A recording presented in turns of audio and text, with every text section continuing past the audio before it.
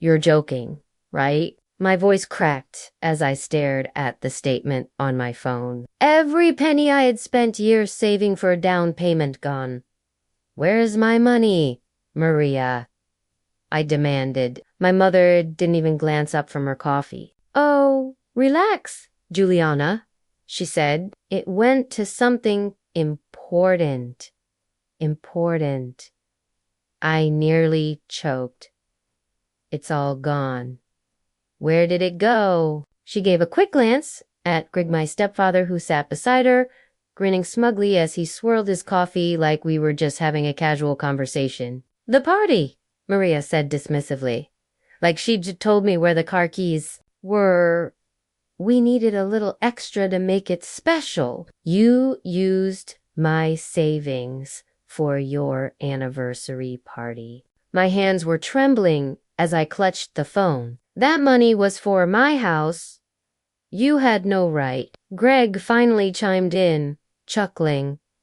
We're your parents, he said, leaning back. We don't owe you anything, Juliana. Families share. You'll get over it. My name is Juliana, and for as long as I can remember, my mother and stepfather have treated me like I was second rate in my own home. When I was 12, my father passed away, leaving behind not only a hole in my life, but a modest inheritance he hoped would help me start adulthood strong. He entrusted Maria to handle it until I was old enough to use it responsibly. Instead, she treated it like a family slush fund.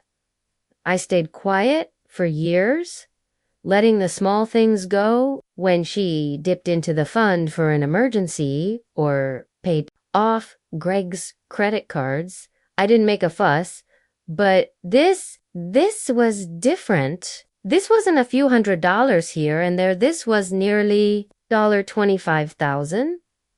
My entire down payment, blown on catering, decorations, and an overpriced venue all so they could impress their friends.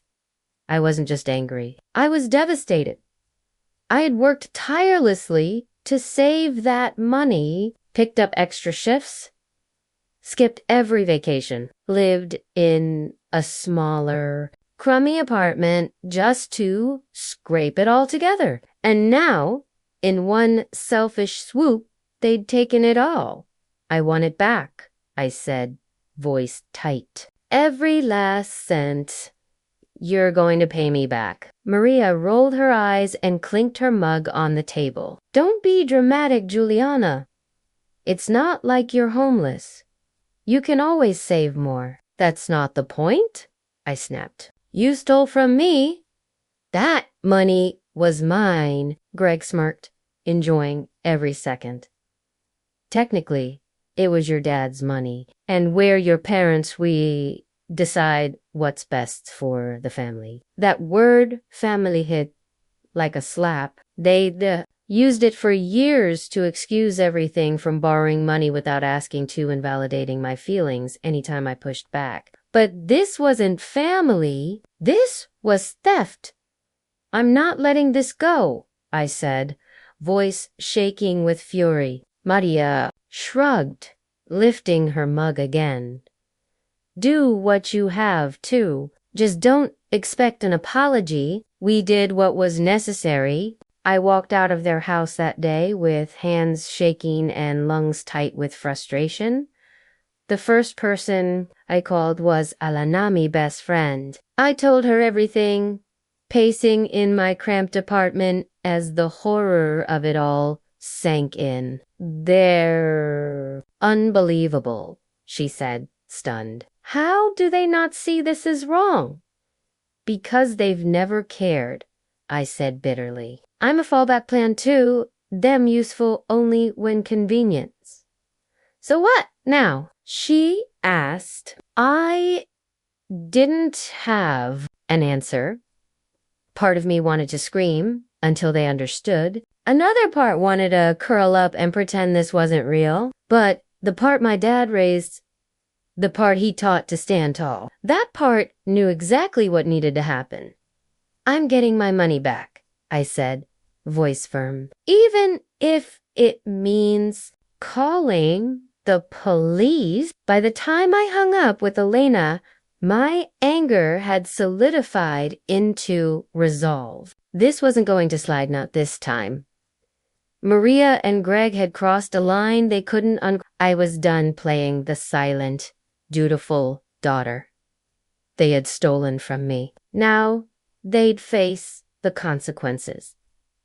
The next morning, I called the bank to confirm what I already suspected. Maria had accessed my account using an old joint authorization I'd stupidly left in place years ago, just in case. She had transferred every single penny 2 weeks before the party, without saying a word. That's not legal, right? I asked the bank manager, my voice unsteady but clear. He hesitated. It's a gray area, he admitted. She had access. Technically, but depending on how the funds were intended, this could be worth pursuing legally. I thanked him, took down every detail, and hung up. My next call was to Chloe Lena had recommended. Over coffee that afternoon, I laid everything out. The stolen money, the account. Maria's smug indifference. This isn't just wrong, it could be criminal, Chloe said when I finished. Even with joint access, there are limits, especially if you can show the funds were meant specifically for your use. I nodded. For the first time since this nightmare started, I felt a flicker of hope. So what's the first step? We file a police report to create a paper trail, she said. Then we issue a formal demand for repayment. If they refuse, and I have a feeling they will, we escalate. The thought of dragging my mother and stepfather through the legal system made my stomach churn. But then I thought of every dollar I'd scraped together. The sacrifices, the hours, the dreams. And I realized I had to do this. Filing the report was but strangely empowering. Sitting across from the officer, I laid it all out. Chloe had helped me compile the evidence. So she accessed your account without your knowledge and spent it on a party? Yes, I said. Joss said, I didn't know until after it was gone. He nodded, making notes. This falls under unauthorized use of funds. We'll open a case and follow up. Walking out of that station, I felt something I hadn't felt in years. Control? The fallout came 2 days later. Maria called, furious.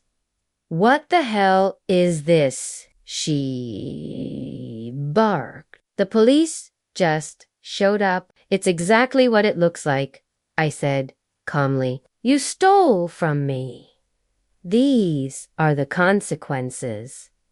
Stole, she scoffed. Don't be dramatic. We're family. That money was for all of us. No, it wasn't, I said. It